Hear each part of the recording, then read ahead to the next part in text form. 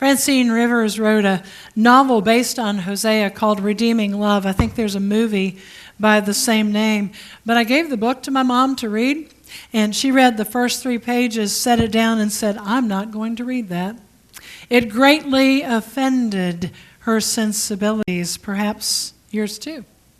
If you've ever had a spouse who cheated on you and betrayed you with somebody else, just the thought that God would actually ask this of anyone is so far beyond your comprehension, you might well think, that cannot possibly be God.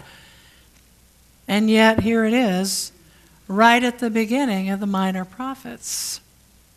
Back in Amos 3, verse 7, Amos reminds us that the sovereign Lord does nothing without revealing his plans to his servants, the prophets. He wants to give people every opportunity to respond to him. And when he sent his prophets time and time again and they haven't responded, he sometimes uses what's termed an acted oracle. Pardon me, my human mind says, whew, for shock value.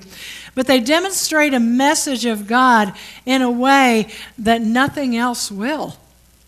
For example, God wants his people to understand that it's not military power that's carried them into exile in Babylon. Rather, it is their sin. So once they're in exile in Babylon, he has Ezekiel the prophet act out the serious nature of all that's happened. He has him draw the city of Jerusalem on a clay tablet and set it up in front of him and lay siege to it.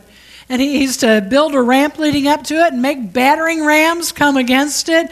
And then God says, Ezekiel, go lie down on your left side. Put the sin of the house of Israel on yourself. You're to bear their sin for 390 days, the same number of days as the years of their sin.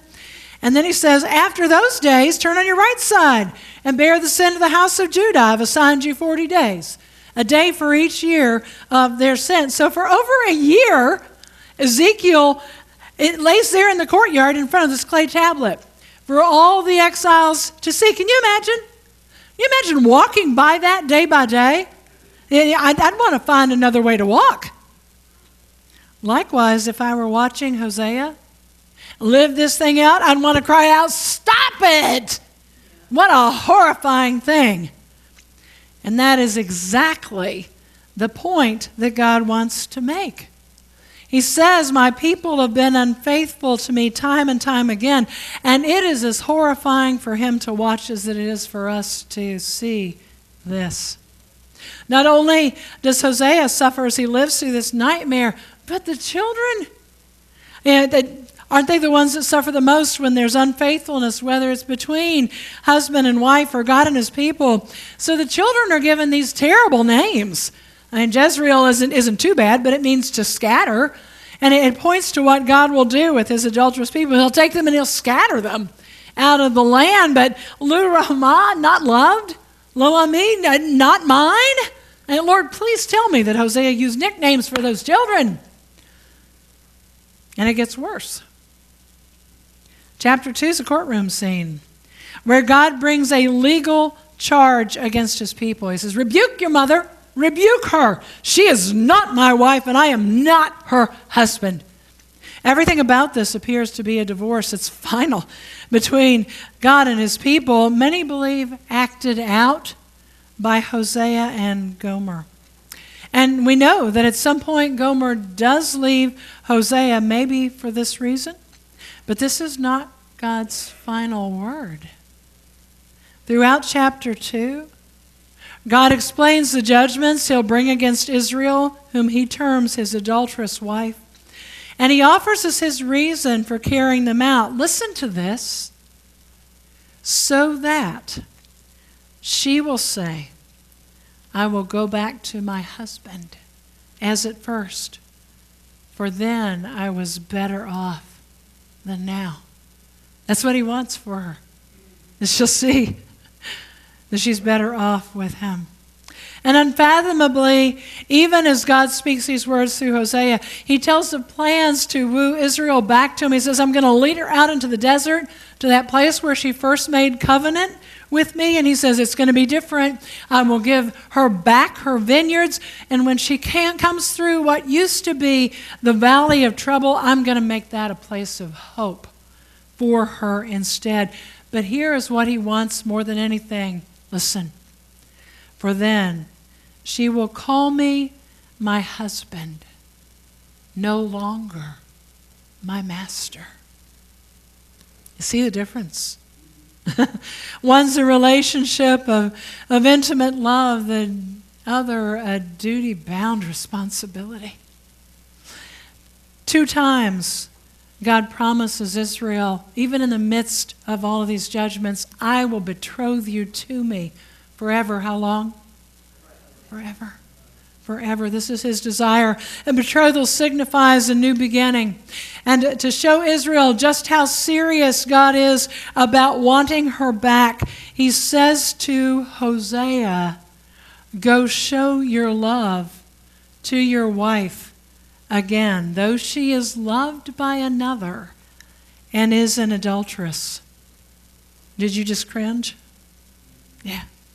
It's thought that Gomer had been passed from lover to lover until perhaps her usefulness to her current master was expended. And so finished with her, she was sent to the slave block. In all probability, as God says this to Hosea, that's where he found her. Can you imagine what she thought as she looked up and saw him walking toward her? Has he come to gloat over me? Maybe to revile me publicly?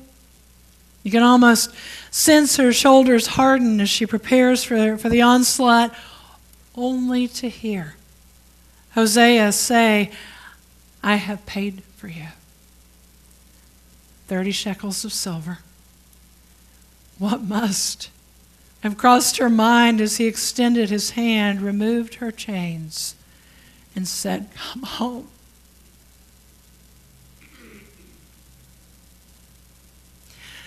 Church, this is the amazing love of God.